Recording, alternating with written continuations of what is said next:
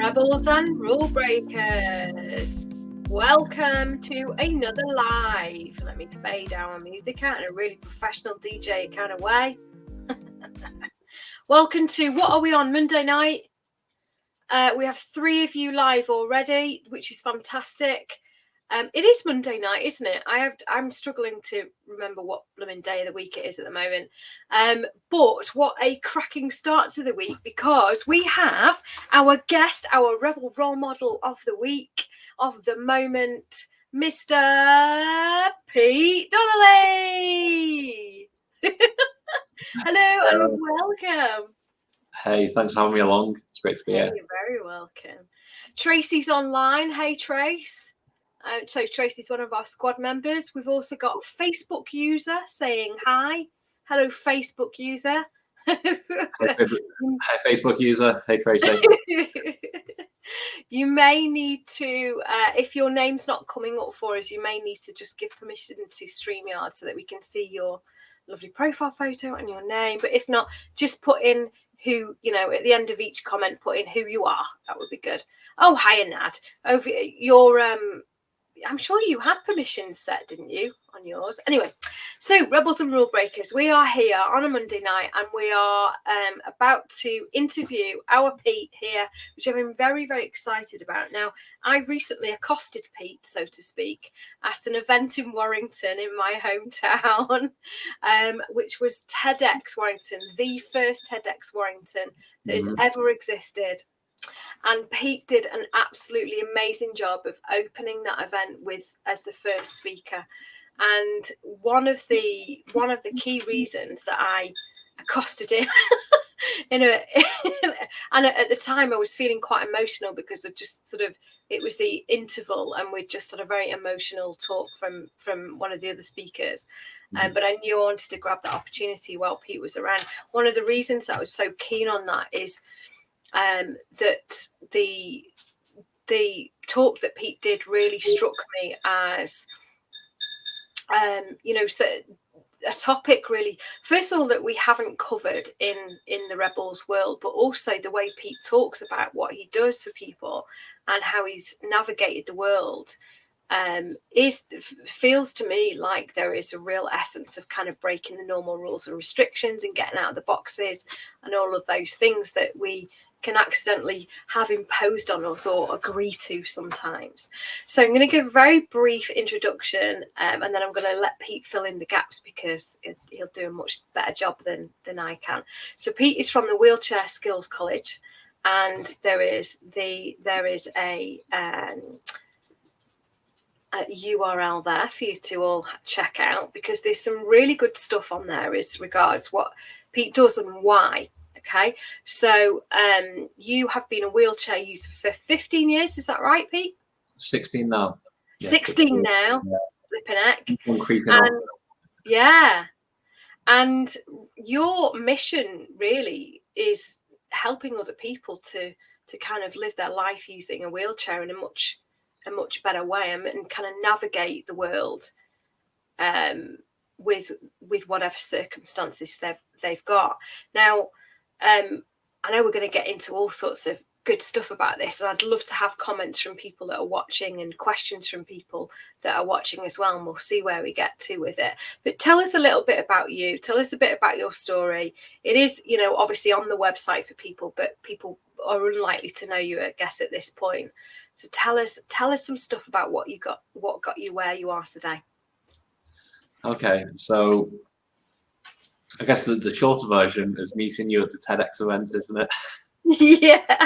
And as soon as you said the name of this group, kind of Rebels and Rule Breakers, thought actually that sounds interesting. That sounds like something that's needed, and it's great to kind of step outside and break out that mold. So I was interested. That's the shorter version. The slightly longer version, like I said, goes back 16 years. So I'm originally from St Helens, and I'd actually left St Helens to go and live in the Lake District, and I was working behind a bar up there, and it was such an amazing part of the country. Love the Lake District so much. It's absolutely stunning area. I was having the best time up there. And then that's when I had my motorbike accident. So I don't remember the accident itself, or kind of blocked out. That's probably a kind of a defense mechanism not to remember something like that. Yeah. And the next thing I remember after that was waking up in hospital. And yeah, it's really weird to kind of describe that journey because you're there and you're living through it. It's not you can look at it from an outside point of view at that time. And I remember that when I first came to, it was like I was already aware of the situation, so it wasn't like it was a shock to my system or anything. It was I was just kind of getting on with it, and kind of there was nothing to get on with actually. It was just lying in the hospital bed. But it was just it wasn't kind of what's going on here. It was just I was kind of came to, and I was already aware of the situation. It's really strange to describe it actually. It must have felt so surreal. Yeah, well, it's like nothing like anyone's probably experienced before. Kind of going through something like that the first time, and the kind of the unknown of what's next, and you just kind of trying to deal with the then and there and all these new things that are going on as well. And how old were you at the time? I was 19.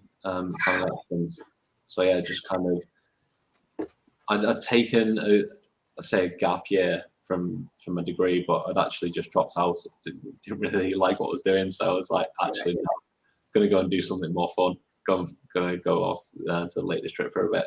So I kind of dropped out my degree and kind of going away for a bit, and then the accident happened, and then that just started off a 7-month stay in hospital, and that was a long time, and it was just a massive kind of adjustment, moving to a different kind of setup and different like living environment, such a long time as well. I think the most difficult bit was that bed rest at the start, though, like kind of 14 weeks of just lying in a hospital bed, and one of the hottest summer I can remember as well, summer 2006. That was a tough time, but then kind of things in a weird way got more normal, and you got out of bed, able to start doing stuff that not things you're used to, but kind of things like socializing came back into it, even though it was kind of not in the usual way of going out and about. It was creating those bonds with people in the hospital who were going through a similar thing to you as well. And I guess that was the first time that I realized the value of peer support. Yeah. There's something just so unique about connecting with someone who's been through something that you're going through as well, and someone who can see it through your eyes as well. And I think that's unique. It's a whole different level of empathy, isn't it? It's you know. And the support definitely goes both ways as well. Kind of almost exploring this new world together. Kind of what it all is, what it's going to be like as well. Yeah, so kind of going through that, and it just seemed like it was not going to end at a lot of points. But eventually, kind of getting out of hospital, that wasn't a smooth exit either. It was kind of leaving hospital, and because there was nowhere to move to. I mean, I was living in an inaccessible place up in the Lake District, and wasn't able to go back to that job anyway.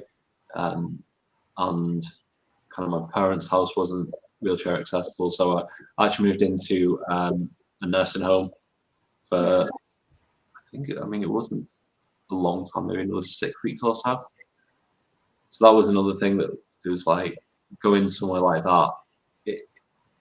It almost felt like things have got to get better than this, and always wanting to kind of move on and get to something else that was going to improve the situation for myself. And I think that actually all of this shaped the way that I was dealing with these situations, because in that nursing home, it was the section I was in was called the YDU, the Young Disabled Unit, and I was the youngest person in there by about 20 years. Wow. No one else young in there at all. But it was yeah, it was just a kind of a place that obviously I didn't want to stay. And early on, I decided, you know what, I'm going to learn how to drive again. I knew that it was possible with hand controls going in the car. So I kind of called up the driving school and started having lessons when I was in there, determined that I was going to, you know, I want to gain my independence. I want to become mobile again. So let's do this. I think I might have started basketball when I was still there as well. So just trying to do all these new things straight away. Yeah. And I think that attitude did a lot for me. I was going to say, it sounds like you were kind of like, right, I'm taking this on. I'm doing all this stuff. I'm going to, you know, attack it. It was like, let's try something new. Let's do new stuff. I don't know what it's going to be, but yeah, finding new things, just seeing what's out there, really. And then it was actually early on. I think I might have just left there and moved into a shared bungalow when, by the time I started wheelchair skills. So it was still quite early on. I think it was less than a year post-injury. But I was like, okay, gonna try wheelchair skills. And again, connecting with people in that same situation. So the people teaching me wheelchair skills were people who'd gone through what I've been through. And I think that's just such a valuable perspective to have. But it was no longer people who were going through it at the same time. It'd been through it years and years before. So they were kind of so many years down the line. And I think that was a real message of kind of like, look, you can do this, and it doesn't end. Things keep on moving forwards.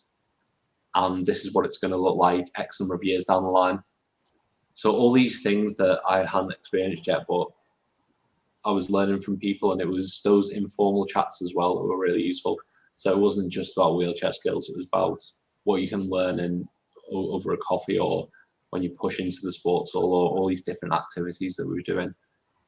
And again, all these things all the time were always shaping what I wanted to try and try new things. And it was actually about a year after my injury that I went past the pub in Warrington, actually. Which one was it? Well, that's a good question. It's long one of the Ask all the important questions, mate. I'm never going to remember the name. Anyway, in the back of the pub, they'd set up a crane with a bungee off the back of it. Oh my God. And I didn't think they were going to let me go on it, actually. But I kind of chatted to them, and looking back, it probably wasn't the safest thing, the safest setup. But they were like, yeah, okay, we won't attach you by your legs, but put a chest harness on you. And they were fine about it. So, yeah, they kind of, I remember sitting on the edge of this crane about like maybe 30 or 40 meters high, just looking over the edge thinking, oh man, I'm really and yeah, just kind of pushing myself off the side. And that for me, that's the best experience, because that's so scary. It's not like I went up there without fear. It was like looking over the edge and having to push yourself off. That's really scary stuff. But there's something really symbolic about that in there, in terms of the attitude that you had about the whole thing. Yourself over the edge, taking that step into the kind of that fear that you have there. But that was so much. But that was definitely all these things shaping up which way I was going to go from there as well. So soon after that, I went back to college to finish my degree. Like I said, it wasn't the subject I was particularly interested in, but I didn't know what else to do. Yeah. There was always that element of me, as much as it was about having fun and trying new things. I did have an eye on the future. I thought, okay, kind of, I wasn't thinking these terms, but kind of medium, long term, what am I going to be doing? I want to set myself up in the best position possible, really. So, yeah, I signed up to the degree and went back to that. And then I remember that Christmas, after I'd going back to college, I had to go back into hospital for an operation, and I had my arm operated on through some of the damage that I'd done in the accident, and I was in a sling, and that was so frustrating because all of this forward momentum that I got from the first year or so after being injured, all these things I tried, all these things I achieved, it felt like the brakes had been put on again. God, And I didn't think it'd come to a such a sudden stop. And I remember my cousin coming and visit me in the hospital, and he was on the same course as me when I went back to college. There's only like a couple of years difference between us. But he was telling me about how he planned to go over and work in the States at summer. And that was what I'd done the year before my injury.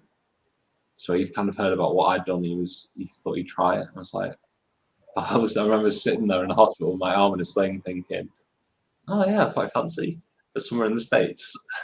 So as soon as he said that, I'd got the idea into my head that I was going to go and do that. So I kind of got out of hospital after a couple of months, and then I started looking into going working in the States. And that summer, I actually spent 4 months working in New Jersey. I was working at a theme park in a place called Wildwood. I kind of working in ticket sales and kind of customer services. It was so much fun. It was such it was a milestone as well, because at least in my mind, it was an achievement of something that I'd done before my injury as well. It was a real kind of, okay, I've done this, and it was different to before, not just because of the fact I'm using a wheelchair now, but I was kind of that much older. I was able to rent a car, and we did some road trips, and yeah, it was so much fun. It was a really good summer. And it was, like I said, it was just that milestone for me. And then and then came back after 4 months. So it was looking back at it, it was just a pretty big move to go away for so long, especially that soon after my injury. There were certain things that I planned for, but certain things that I didn't as well. I kind of had a rough idea about what this would be, but part of me was just like, I'm gonna go for it. That's it. And someone's commenting here, I don't know if it's Nadia perhaps, that you seem like a very determined person. And actually, I've got a question in my mind around, have you always been this kind of like go-getter, sort of see what you want, go get it? Or was it the accident that shifted that for you and that created that, gave you that attitude? I guess I've always had that sense of adventure. But I mean, I had my injury at 19. It's like, that's not that old as well. Yeah. The year before, I'd been across the States and spent a few months working over there then. So I did have, it seems like the makings of that almost. Yeah, there's definitely that sort of spirit of going and exactly. Yeah. And having my accidents up in the Lake District, I packed up and moved up there as well. So there was that sense of adventure. And it's just so hard to say whether it was the accident that did it. But it did feel like the accident, well, pre-injury, I was definitely more focused on the barriers. Right, that's interesting. Yeah, but afterwards it was like, okay, I mean, the barriers are there, but how are we going to get past them? And I guess that was, I don't know what that was actually. It might have been the fact that I was presented with barriers on a more regular basis. I had to start figuring out how to get around them. And actually by doing that and figuring out how to get around these small barriers, I just started breaking everything down into those small barriers. By doing that, then you can figure out how to get onto the bigger stuff. Well, the bigger stuff is just small barriers bundled together, isn't it? Yeah, like pieces of. Exactly. Yeah. So like a process. So if Cheryl's asking here, and I have to make sure I understand this question fully. I'm assuming, Cheryl, you're asking, did Pete's family have concerns around him kind of jumping in to do these things, with no fear, and whether they had? We'll ask her to clarify whether they perhaps had fear around the pace at which he was going. Maybe, is that what you mean? We'll come back to that in a second when she answers. So what was the next part then? How did you get to the kind of wheelchair skills college? At what point did you think, okay, now I need to help other people do some of the stuff that I've... Well, that was actually pre-going to America. Now I think about it. So I'd learned wheelchair skills after getting out of hospital, and then I was so amazed at kind of that experience, learning from other people, that I thought actually I'd like to give something back as well. So it was after that. It was earlier on in 2008 that I trained as a wheelchair skills trainer, and so I've been doing that for maybe 14 years now. Wow. And it's just such a great experience being able to pass on that knowledge and experience and be that person that is further down the line sometimes than people, or that might have done other things that people haven't done. And then because sometimes all you need is somebody who's 1 or 2 stages ahead of you to be that role model, to inspire you to kind of just keep going through that tough stuff, prove that it's doable. And it's a case of just listening to a story that someone's that's done it before. And for a lot of the time, I was always happy to open up and listen to experiences, hear how other people had done it. But it wasn't much after getting back from America, actually, that I almost got to a point where I wasn't able to find other people that had done the kind of things that I wanted to do next. So I started kind of just coming up with ideas of trips and travel that I wanted to push even further. And then that's when I ended up going to Bangladesh for the first time. Oh my God. So that was a big trip. And again, that was having some things planned, but having the confidence of knowing that I could adapt when I got over there as well. Bringing it a bit. Yeah, exactly. Is it tempting to try it? When your whole world flips, like a 180, is it tempting to fall into this idea of having to mitigate every possible circumstance? Yeah, I mean, you don't have a choice. There's just, I guess it's true for everyone, isn't it? You've got to be able to kind of problem solve when things are what you're not expecting. But yeah, definitely as a wheelchair user, speaking from my kind of experience, then it definitely needs to be ready to kind of figure out how you're going to get past the next obstacle or how you're going to deal with a certain situation. And that's even more true when you're traveling, or just when you're out and about, actually. Just kind of trying to figure out which way to go next. But having the wheelchair skills definitely gave me a lot of confidence in that I was able to do that. And always being able to think, okay, well, actually, I can see an obstacle here, but this is how I'm going to get around it. Because you've proven to yourself over and over again in micro and macro ways that you can get around these obstacles. Exactly, and that's probably the best thing about wheelchair skills for me, that it is about the confidence that you get from it, and it's not just about the confidence in the skills. It's about the confidence that you gain in yourself and your ability to do whatever it is. And for me, the confidence came in different ways. And as I trained as a trainer teaching other people, it was confidence around presenting and teaching and communication skills and those leadership skills maybe that all came together and gave me a lot of confidence then go out there and try new things. It's not just a physical, technical thing that you're supporting people with, is it? It's actually really quite holistic. It's quite an emotional and mental thing. The technical skills are, I mean, they are important, but they're definitely not the biggest thing. I mean, the technical skills are a means to an end. That's what it all is. It's all about kind of getting past those barriers that are facing you on a day-to-day basis, whatever they look like. And some of them will be physical, but a lot of them are going to be how you deal with anything that comes across your path and how you deal with things that are holding you back. And that's where the confidence can help you.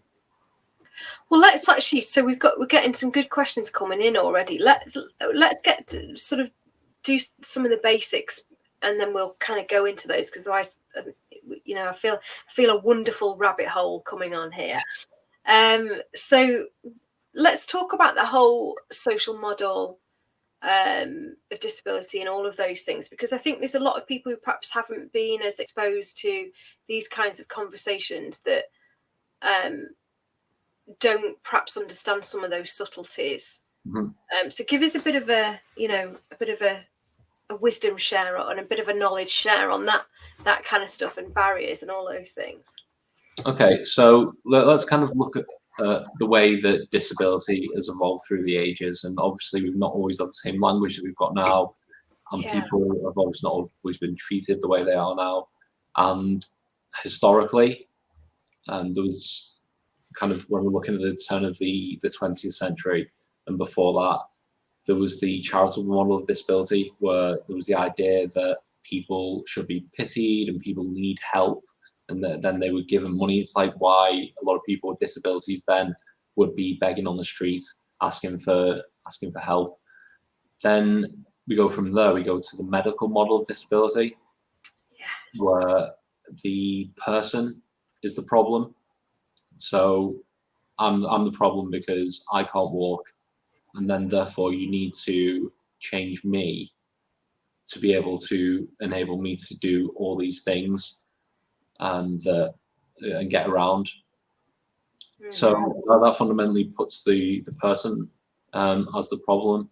But then the newest way of thinking is the social model of disability, and that actually puts the blame on society, putting the barriers in the way. So it's no longer my problem, or my fault rather, that I can't get into a building because I can't walk. It's the building has stairs, so that makes it inaccessible. And then it's things that goes for each individual with maybe different disabilities. And for someone who attends, we'll say, goes to college, but then they can't join in the lecture because they have a hearing impairment and there's no one there signing. So all of these things, it's the issues with the environment rather than the individual. Yeah. And that, interestingly, I think that it's some of those barriers, they're not just physical, they are attitudinal as well. And the attitudinal barriers come from individuals, like external, but they can also come from yourself. It could be internal ideas that you have that stop you from doing things as well. So it's a really interesting thing once you start breaking it down, and there's a lot of crossover with people that face barriers in other ways as well. A lot of things that are very built into the systems that we live in, and they do stop us from doing things, and it's so difficult to change. We have to fight against them constantly, and change is something that will take such a long time because these things are so embedded. When you look across different parts of our identity and these barriers that we face, I mean, disability has come a huge way from when it used to be looked at as the charitable model, but we are a million miles away from. Oh, totally, yeah. You know what was really, really weird actually? Last night I was watching.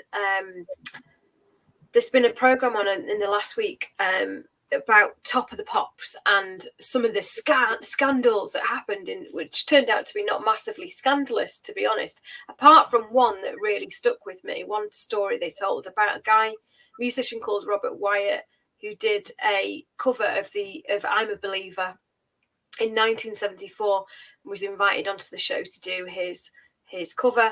He's a wheelchair user, and they told him, you cannot sit on our live show in your wheelchair. You will have to sit on this wicker chair instead. And there was quite a fight about it. And they said, this is a family show. We cannot have you in your wheelchair on our live BBC broadcast, you must sit in a wicker chair. He absolutely, and all credit to him, absolutely refused to do this. So they allowed him to use his wheelchair on this broadcast. But they made, when you watch the footage of this, it's shocking to think we lived in a world like that.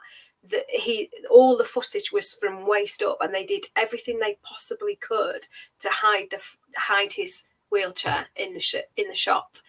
And to think, that was 4 years before I was born. I'm like, wow, yes, we have come a long way, but then you sort of cut to where we're at now, and whilst that may seem shocking to most people, there must still be so many things that you encounter on a daily basis that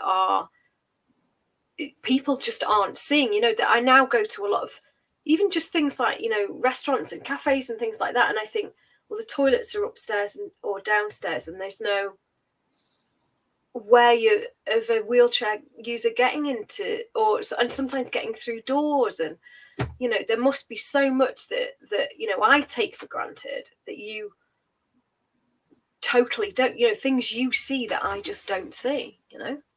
Yeah, I think, I completely hear what you're saying about the Top of the Pops incident, and that sounds horrible, but it doesn't surprise me at all. No, it doesn't me.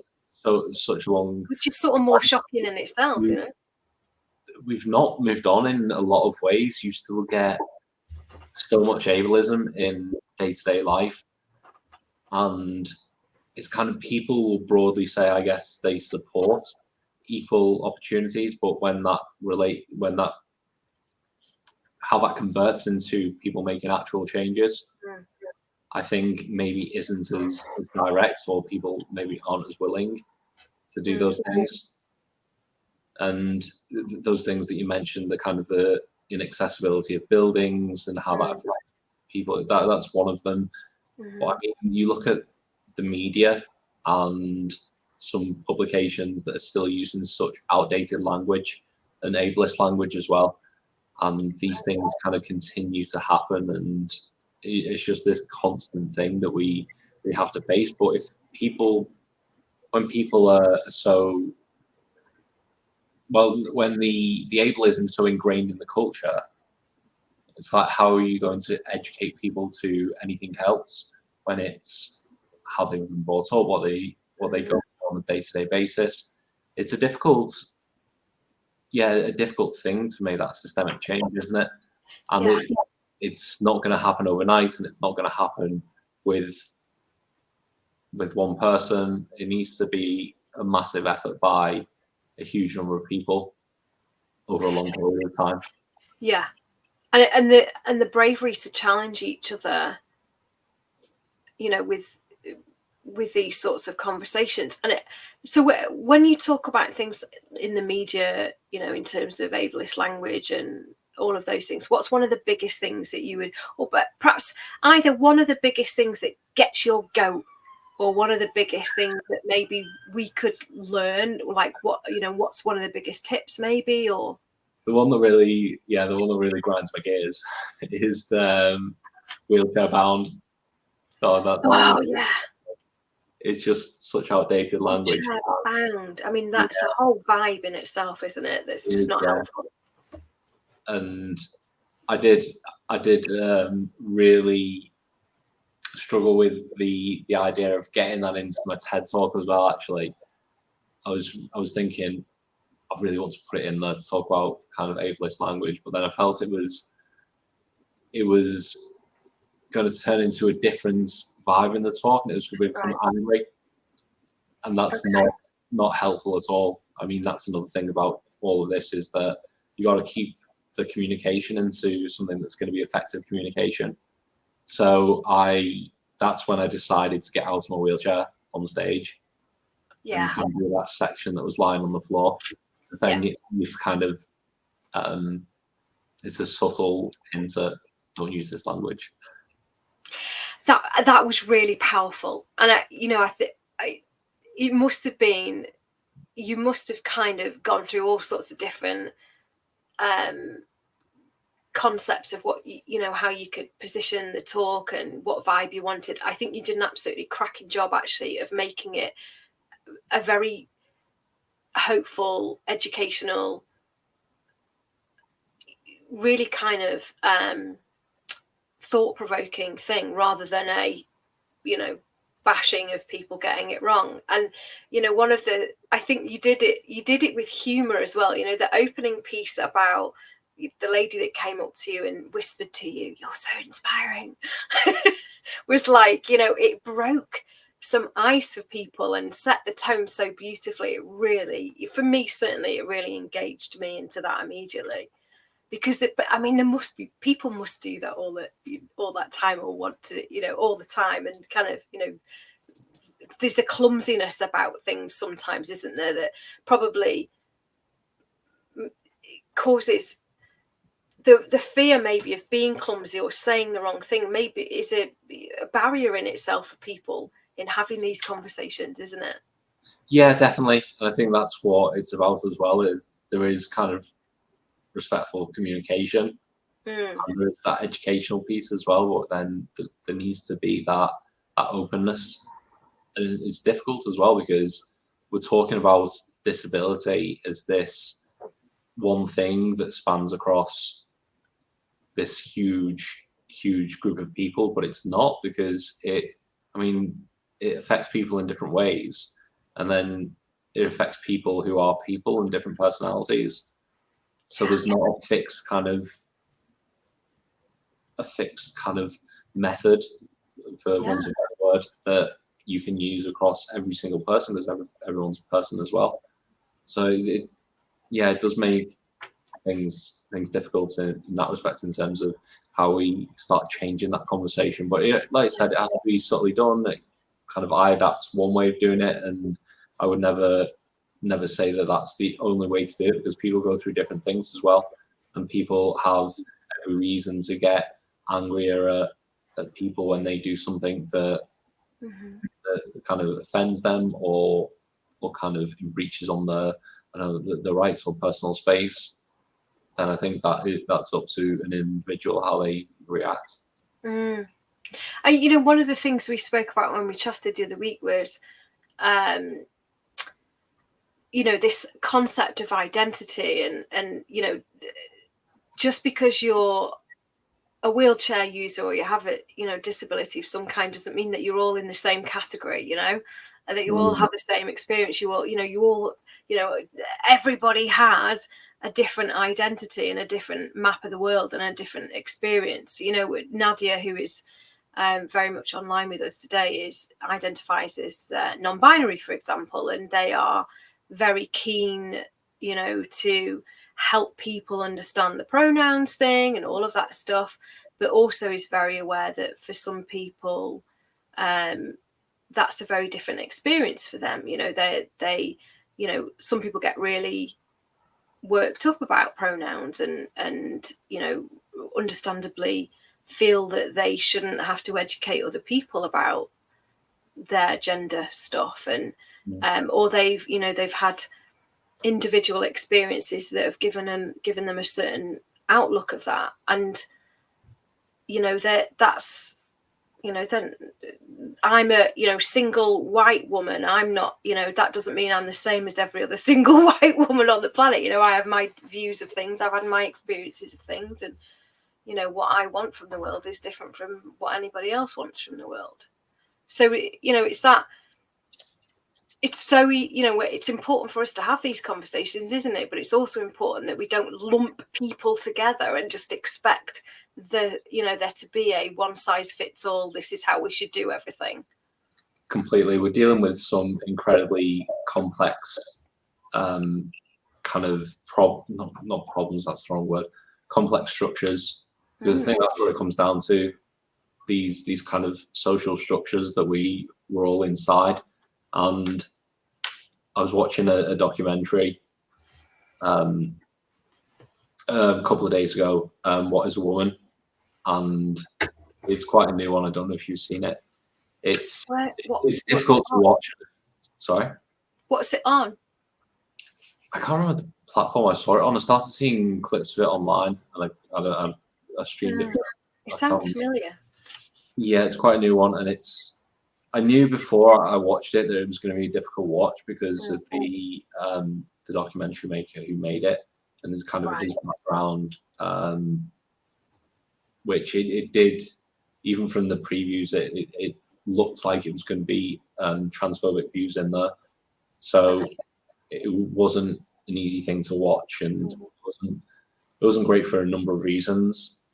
But actually, watching it, it kind of opened my mind, and I reflected on the whole kind of the social structure of gender in a way that I've not before. So it was actually really valuable for me in that respect.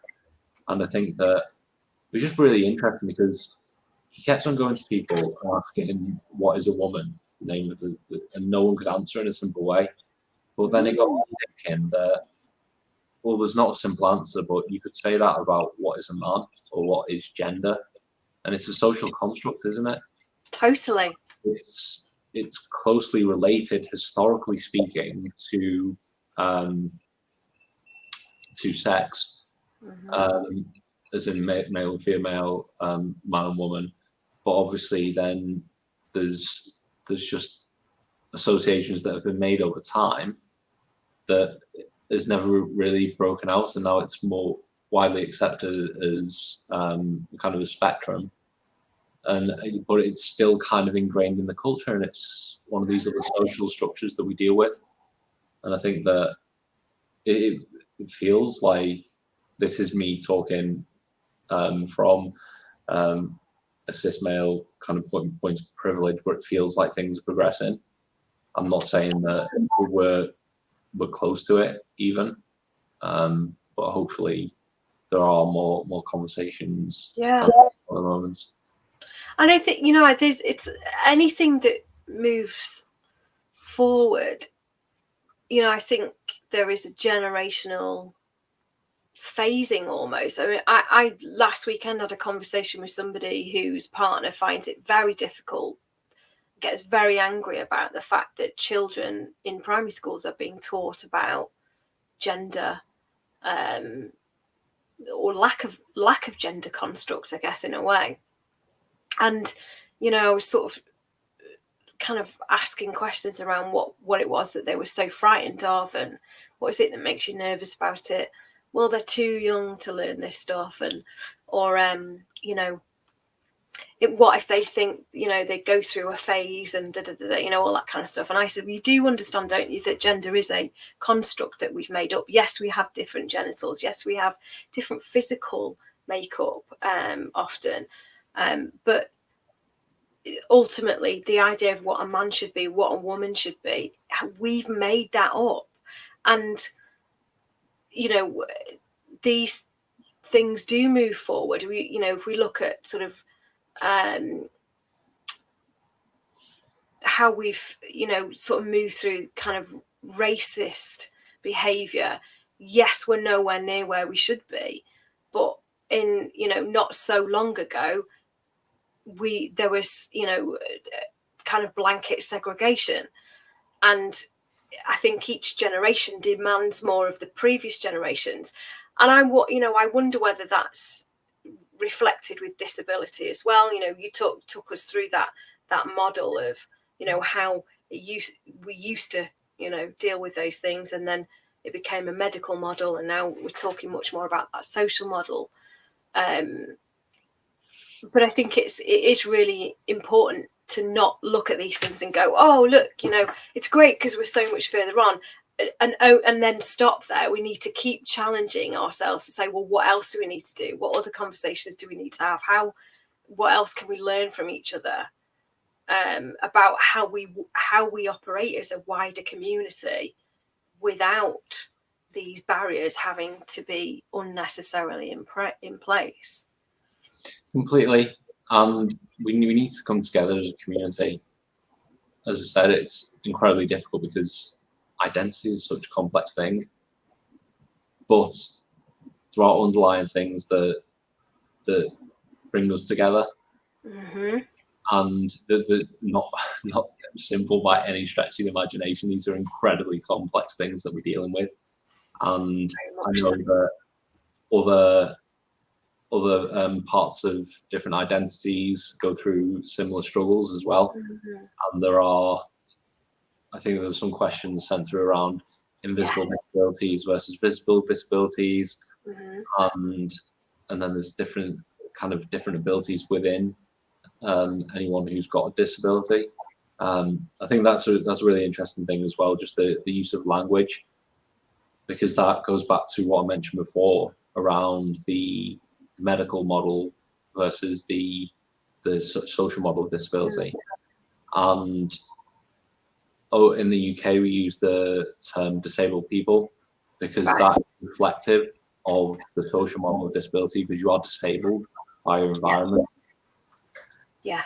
And whereas a lot of other countries in the world will use that the kind of the person-centered language first, which is more reflective of the medical model, like that person who has got a disability rather than the person who's disabled by their environment. And I mean, all of these things, like I said, this is talking from experience of working and living so long with a disability. But these are the things that I've kind of learned and come to understand better over kind of years and years as well. And kind of looking at it from a very kind of individual point of view when I got out with a spinal cord injury and as a wheelchair user, but over the work that I've done over the years as well, kind of working across different organizations, kind of different people with different disabilities and kind of different situations, and just kind of understanding more of the breadth of what's involved in the disabled community. Like I said, it's incredibly complex. It is really complex, and it's so easy to have your conversation hampered by fear of getting it wrong as well. I mean, I'm absolutely sure that I get things wrong, all the time. But for me, I mean, even having conversations like this live in the world on, a number of different channels, the risk. I know I'm doing that in an environment where we've almost had this kind of unspoken acceptance that we'll open up those lines of communication and possibly make mistakes, but because there's an intention to do well with it and learn and be open, that's kind of, that's a sort of a given. And for me, the risk of getting it wrong is lessened by the fact that I can learn something possibly by getting it wrong. But I would much rather have a conversation that helps educate me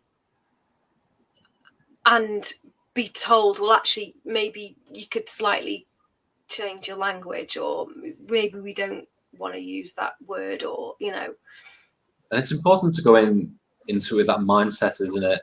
That I want to learn, I want to have a discussion that starts those conversations. And I think there's definitely something around how you approach a discussion, how you go into a conversation, if you are willing to learn, and you do try and stay respectful in that as well. Definitely being conscious of the language you use, how you tell stories, how you share your opinion. There's ways that you can do that in a respectful way. Even if you don't know all the right language to use, you don't know all the right things to say, still, I feel you can still explore ideas in a constructive way. Yeah, totally. And one of the questions that we had sort of prior to us coming online today was from one of our wonderful Master Rebels, I think it was Tracy, saying, we as people judge a book by its cover no matter how much we try not to. That's part of how we're kind of wired as human beings for, kind of protecting ourselves and so on. Has becoming a wheelchair user changed how you see others? And how do you personally break the barriers of being seen as a wheelchair user rather than Pete, who happens to be a wheelchair user? I guess There's two parts of that question, really. Yeah, I guess the kind of the whole being a wheelchair user. Oh, it's just been so long now.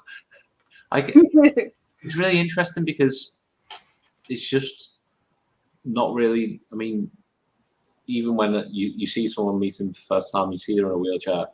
There's just not that, and I can vaguely maybe remember it before my injury, because I had no experience of disability before that point. So I mean, I don't remember any specific circumstances, but there must have been something in my mind around someone who's using a wheelchair. But now it's very much kind of the wheelchair's there when I'm talking to someone, but it's just it's viewed in a very different way. I don't know how to explain it. I mean, it's a tool they use to get around, and because I've got so much experience of using a similar tool, I understand that boundary, that it is something along the lines of something that's with them as I don't know. It's something that is there, but it's being used as a tool to get around. Yeah. Rather than it's kind of anything to do with the character. Yeah, it's not a statement about who you are as a person. It's not like it's a statement of their ability. It's I need to find out from them more about them before I know anything about them. Yeah. But, I don't know if that made sense. No, it does. I get where you're coming from. Yeah, it's hard to articulate these things in our internal world sometimes, isn't it? And if that is something that's just part of how you do life, trying to articulate what your experience of that sometimes can be quite hard, can't it? If it's breaking down your thought process through everything and trying to kind of articulate it as well. But yeah, it's just something about it. It's not a defining part of the personality. I need to kind of find out that from them. So it's not like the wheelchair becomes invisible, but it does mean something different, and it is lessened by the fact that I've been using one for so long, I guess. What's your experience when you've sort of been on your travels and so on? What's your experience of how we in the UK are, doing as regards really, understanding this stuff better and creating a more accessible environment and talking about things compared to maybe other parts of the world that you've been to? There's definitely some parts of the world that are more still focused on the charity model, or maybe the medical model as well. Yeah. But I mean, having said that, we've got this social model idea, but how that translates to day-to-day life over here, I'm not convinced it's that embedded. It's still more of a theory at the moment. So I mean, it feels like it'd be unfair to say that they're so much further away in the past and they're kind of stuck in the past, when actually we're not near this model that we want to accept. So there's some people want to accept. And I guess but behaviours really stem from that as well. Kind of attitudes and not. They do view the wheelchair as something that changes the person, what they're capable of, and it's things like that that are just so embedded in the culture, and then that's the way they talk to you. Or the one thing I will say though is that other countries maybe less focused on the health and safety element can be quite handy sometimes. Okay, tell me more. So I mean, I've done a lot of travel, and there's just the one that sticks in my mind was I turned up. I was going across Kazakhstan, and I turned up. I love that as a sentence. I was going across Kazakhstan. As you do. So I turned up to this train station in the old capital, Almaty, and I was really impressed turning up to this train station. Almaty is a very it felt like the parts I was in anyway felt like quite an old city. It's obviously kind of not that had as much development as the new capital Astana. But then I turned up to this train station. It is a nice flash building. It's like, okay, it's pretty good. Went in there. I think they even had an accessible toilet. So I was like, okay, this is good. So you'd like checking, giving them points on a little TripAdvisor. mental checklist. Yeah. And then I check on the screen for the platform. So I go out to the platform, and my train's leaving on platform 3, and I'm on platform 1. Then you've got the train tracks, and then platform 2. And turn around to the guy. I'm like, how do we get over there? Is there a lift? He's like, no, there's no lift. We can carry you over. Yay! But it's this huge gap that's probably like going down like 5 feet or something like that, and then just get kind of guys to just help me carry me over to the next platform. And then when the train comes in at the next platform, it was quite high. It was way above my head. So I was there scrambling to get on this train, and then they would give me a hand with a wheelchair as well. Yeah, it was just something that I just can't imagine would happen over here. And I mean, it doesn't over here. There's you see it in the news all the time, don't you? Just as difficult to get ramps out. Yeah. Let alone kind of getting any help across platforms or anything like that. Yeah, especially in sort of, I don't know, was it worse kind of in cities, or I don't know, people bustling about doing the thing and just not looking at who's around them, and I don't know. On the whole, people are pretty helpful. Yeah. I mean, if people do want to help, don't they? Yeah. They just get it a bit wrong sometimes. Yeah, and the kind of some people are too helpful, pushing you without asking or something like that. Or how do you deal with that? That makes me cringe so badly.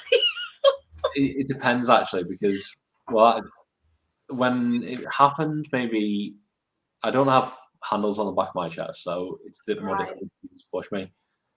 When it happened the first couple of times, I found that if you say no, I'm okay, people don't really stop pushing you. So you do have to think, oh no, it's okay. I'll help you.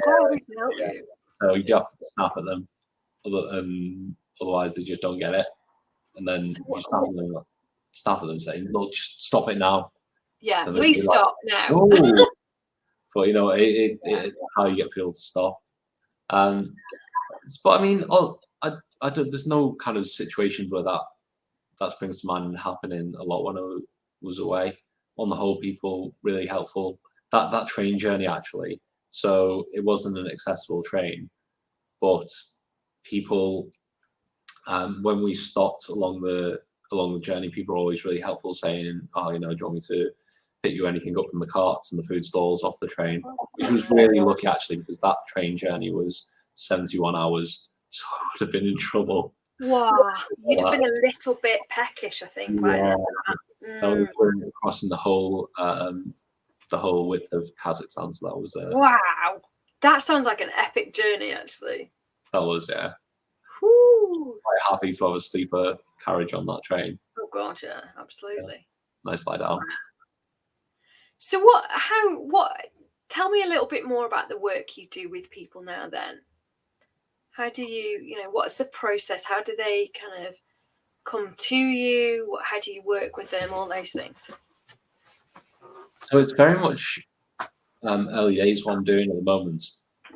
It was really born out of this idea that wheelchair skills are so important. They've done so much for me, and I think it's fundamentally unfair that people don't get access to these basic wheelchair skills. And is that something that we don't, particularly in the UK, is that something that isn't, there kind of as a standard provision for people when they encounter the kind of circumstances you have? Just isn't there? Well, with spinal cord injury, you go through specialist units, so then people might have a bit more access to wheelchair skills. Right. And there are a couple of pockets maybe around that do teach that, but on the whole, it's not a standard process. And it just makes such a difference. As I said, kind of learning those skills and having that confidence, then go out and about and do all these things. So important. So I set this up with the idea of figuring out a way to take it out to everyone who needs it. And there's no kind of set formula for this either. It's kind of this idea, and it's okay, how am I going to make this happen? So I'm very much kind of figuring this out as I go along, really. And the idea is that just kind of scoping out different places for this to link into, and opportunities to take it to people who want to do it. And I don't have the answer to that at the moment.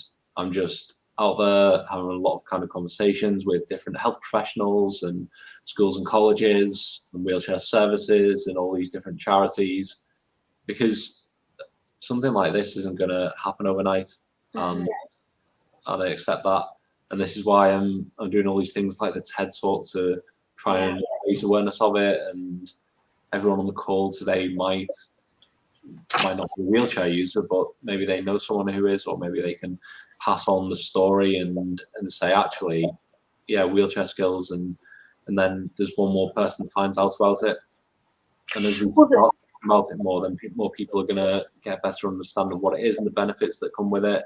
And then eventually we will get to a tipping point, and then there'll be enough knowledge about it, and we'll figure out a way to embed it as well. And then eventually it'll go to everyone who needs it. So what's one thing, if people are kind of sitting here watching this thinking, I quite like to help with this in some way, to contribute, to take some sort of action that's going to enable you to further this mission that you've got, what could some of those things be, do you think? I think sharing what it's all about. So if you can share the TED Talk, get that out there.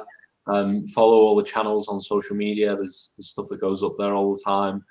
Working on some wheelchair skills videos at the moment, and then all these things are great to share as well. It's just talking about it more. It's very much an unknown at the moment.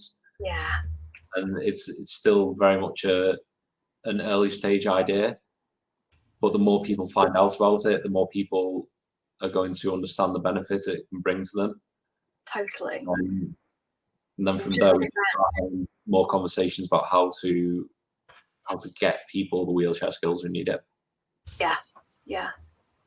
And again, it's conversations, it's connecting people, it's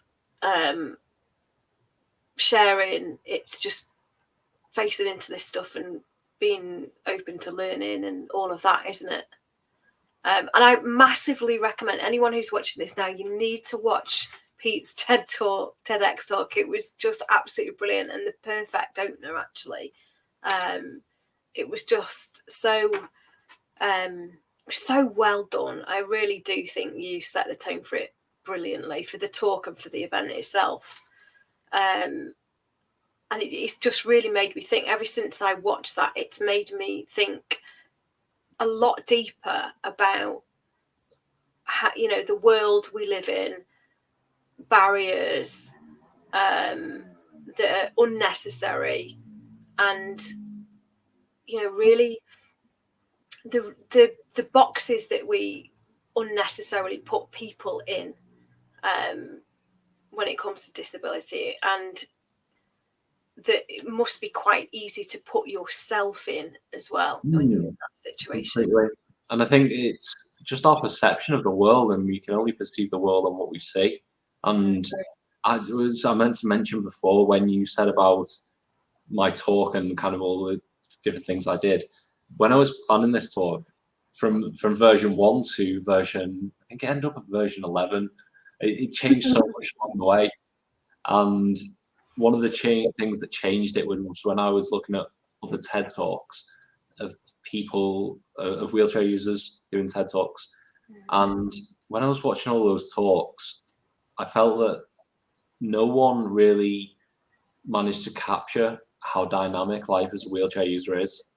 So all these barriers that you're facing as you go around your day-to-day life, you're always thinking about how you're going to get past this, how you're going to get past that. And all the other talks that I watched, so it's some really interesting talks out there, but no one really showed, okay, this is what it's like. And I was like, I need to change that. That what I'm talking about is so important to be able to show people a bit of movement, a bit of, you know, kind of, I'm not glued to the wheelchair. There's the wheels come off and going up ramps and down steps and get lying on the floor and all these things to show, just kind of try to, I was trying to capture 16 years and the way of life into about 15 minutes. And that was so tough. But yeah, I was determined to kind of try and give it a go. And part of, for me, that's why I tried to make it such an active talk. I think you hit the nail on the head before when you said dynamic, because it definitely felt dynamic, particularly being there in that room with it. And I loved the fact, I know we spoke about this the other week, the fact that you broke the rule of being on the TED hotspot. Because, you know, if anyone's ever been to a TED event, or watched them and particularly noticed some of the detail, there is this thing about the speaker has to stand on the red spot and all of that stuff. And, you know, you were wheeling around that spot, you were, you know, up and down the ramp, you were using that space and making it really absolutely dynamic. And it injected this energy into it that, you know, it spoke to me in a way that was like, yeah, I need to speak to this dude. He's definitely not one to be hemmed in by the usual kind of nonsense. I love that. Yeah, and it was just kind of such an interesting experience, right? Kind of writing this TED talk and figuring out what I want to say as well. And I would definitely recommend it to everyone. Check out my blog. I did a top tips on kind of TED talk, and it's just kind of figuring out what you're passionate about and talking about it as well. I'm quite dark here on it. Alexa, lamp on. Will you put us a link into that top tips thing in the comments on this, like after the thingy? That's given you literally a whole new light on the subject.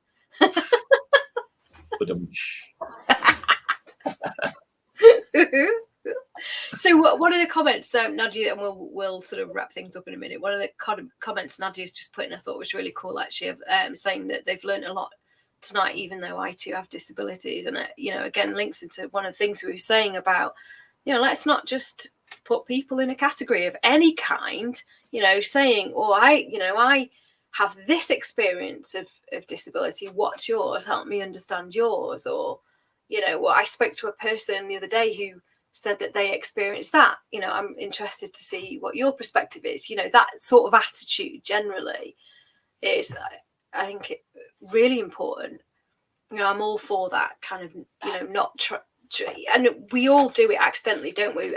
You know, sort of throwing somebody into a category because we like to keep things tidy, you know, we like to understand the world, but it ain't that simple, is it? It's really not. But it's so hard to break out of that, and because it's what we're conditioned to. We talked about the social structures before. It's everything you've learned and everything you believe. Then kind of trying to think outside of that, it is difficult. But so, I mean, I guess try to do it, but don't be kind of too hard on yourself for not doing it as well. Yeah, there's always opportunities to learn and think differently, isn't there? Yeah, absolutely right.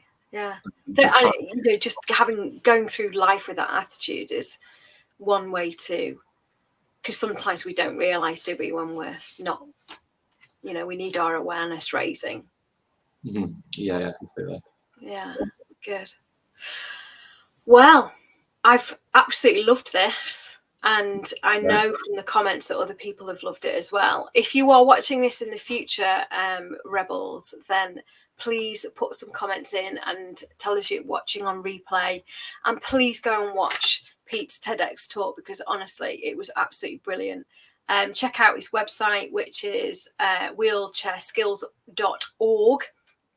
there's some really good information on there actually about Pete's story and how this organisation helps people. And if you've got connections to Pete, if you've got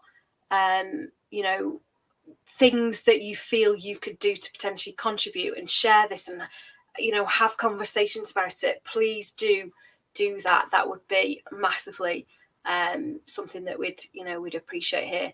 I've really loved having this conversation. I think it's an area that we just haven't.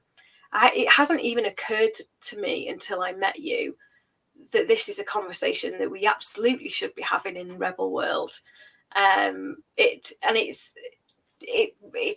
really sort of made me think differently about a lot of things. So thank you so much, Pete.